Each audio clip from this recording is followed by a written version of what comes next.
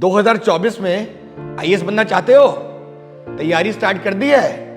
लेकिन पहले ये तो बताओ कि आप यूपीएससी वर्दी हो भी कि नहीं? प्रिपरेशन सही डायरेक्शन में चल रही है कि नहीं चल रही है? ये कैसे पता लगेगा? भाई सबका तो चाचा मामा पापा आईएएस आईपीएस तो होते नहीं है। तो all India smash scholarship test for 2024 attempt करो। आपको अप टू 100% स्कॉलरशिप मिल सकती है हमारे मेंटरशिप प्रोग्राम में। लेकिन उससे भी ज्यादा बड़ी बात, रजिस्टर करते ही आपको 10,000 का माल, 10,000 का स्टडी मटेरियल, लेक्चर और इसके साथ हमारे रैंकर के साथ एक 1-to-1 सेशन जहां आप अपनी प्रॉब्लम, अपनी स्ट्रेटजी डिस्कस कर सकते हैं, ये सब मिलेगा। तो दिए हुए लिंक पे रजिस्टर करिए तुरंत। Good evening everyone, my name is Sahitya Pusapati and I have secured rank 24 in this year's civil services examination, and in this video I would like to share my strategy about prelims. So before going to anything, I would like to say a brief background about what I am or what I have done. So I come from pharmacy background. I have done B Pharmacy from Sri Vishnu College of Pharmacy, West Godavari District, Andhra Pradesh, and then I did my masters from Long Island University, New York City in USA, and then I worked as a junior scientist at Natrion in New Jersey, USA, and in 2015 I quit my job and then I came back to India, and since 2015 I have been preparing for civil services examination. I have totally given 6 attempts at civil services. I have written 4 mains, that means I have qualified prelims 4 times, and in the first 2 attempts I couldn't clear my prelims. I have appeared in interview 2 times, and this is the first time that I got my name in the merit list. So through this video I would like to talk about what worked for me in prelims. So the one thing that I would like to share with students is that oftentimes students tend to focus a lot on prelims because with the increasing difficulty or with the increasing toughness of prelims examination, students tend to over focus, and that is what I have done in my initial years, and I have paid the price for that because my mains preparation was not consolidated and I was excessively focused on prelims. But it is important to have your concepts very clear when it comes to prelims. It is not only about knowing the right answer, but it is also about eliminating the wrong options or about trying to figure out your way to the truth.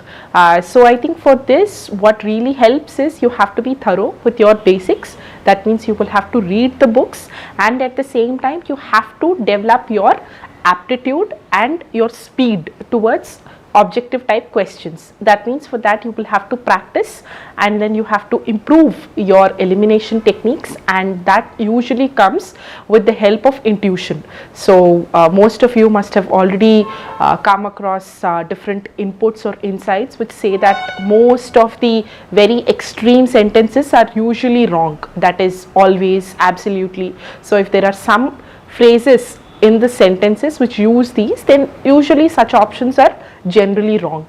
But coming to the books that I have followed for prelims especially, so for ancient, medieval and art and culture part, I followed a textbook called as Gazetteer on India. So it is published by the government of India itself.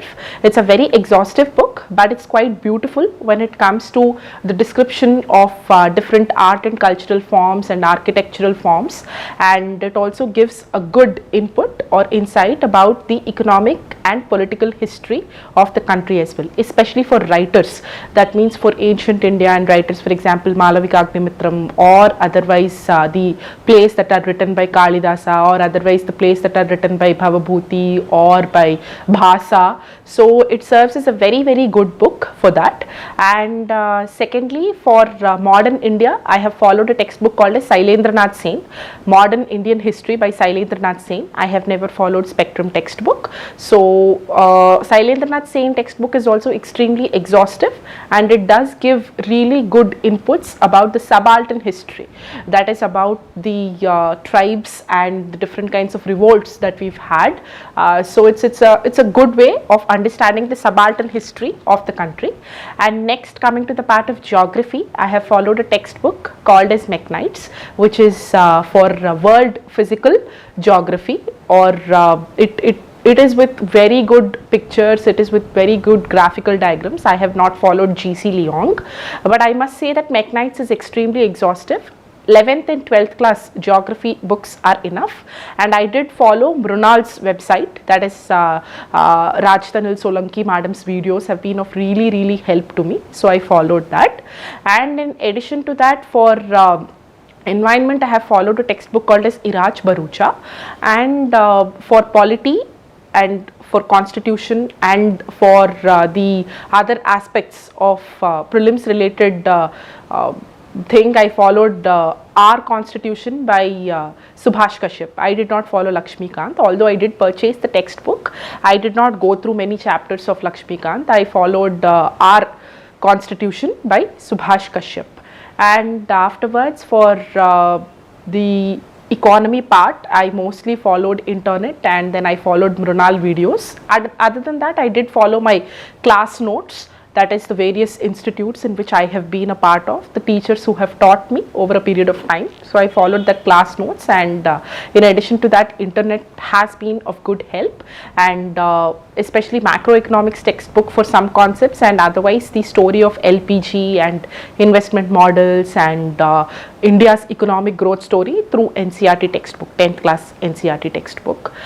So in addition to this, for current affairs, it is, I must say that for current affairs it has been a mixed bag. I was never very sure of what to follow for current affairs. In the initial years, I was following Hindu newspaper, and I was reading it for like 2.5 hours every day.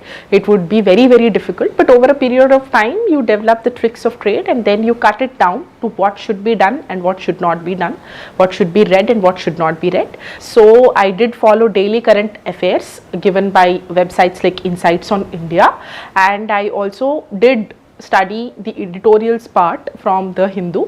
I would make sure that I would keep newspaper to the end of my day. That way I would be a little bit more disciplined. So I would contribute around 40 to 45 minutes in the initial years for newspaper, but later on I mostly relied on daily current affairs which are provided by Insights on India, and I never referred to any monthly magazines, although I've heard highly of monthly magazines.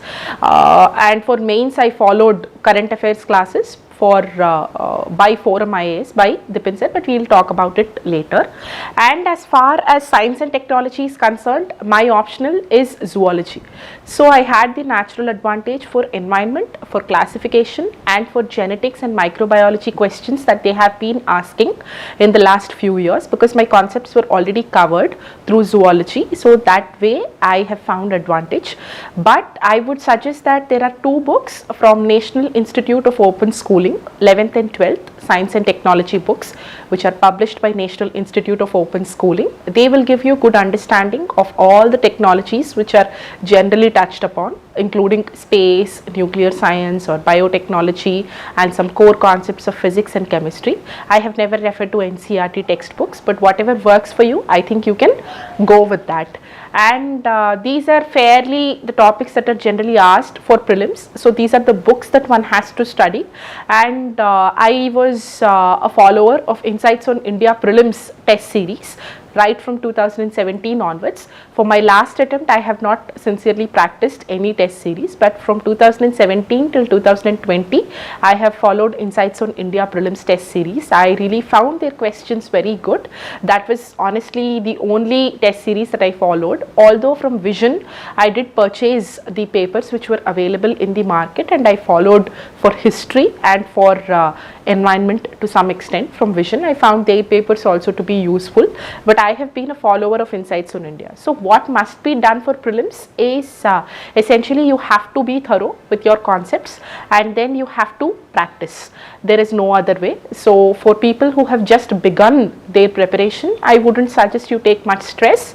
You can start by solving at least 5 to 6 questions every single day after the first 2 or 3 months of your preparation. Go through the previous year questions for static subjects like polity or otherwise history, or for art and culture. But for dynamic portions, take the help of online resources and also take the help of test series. I have followed this method and it has worked for me, and I hope it works for you as well. And in addition to that, I must say that it is important to use certain elimination techniques for your prelims, because nobody essentially knows the answers to almost all the questions. It's not possible. I would at least attempt 90 questions in all my attempts of my prelims, and I have managed to clear them, especially in the last 4 times I have managed to clear. And in my 2021 attempt, I did clear forest service prelims as well. In addition to general studies, what is happening these days is CSAT is getting very, very difficult. So I would like to say that please don't neglect CSAT. In spite of your background, in spite of the Ivy League colleges that you come from, understand your strengths and understand your weaknesses. So I think for CSAT, my weak portions have been quantitative aptitude. So what I did was, I did follow the concepts for probability, permutation and combination either through books or mostly through internet. So Don't Memorize is a channel on YouTube that I have followed for probability, permutations and combinations. It's very simple, very elegant and very beautiful. So I found it helpful.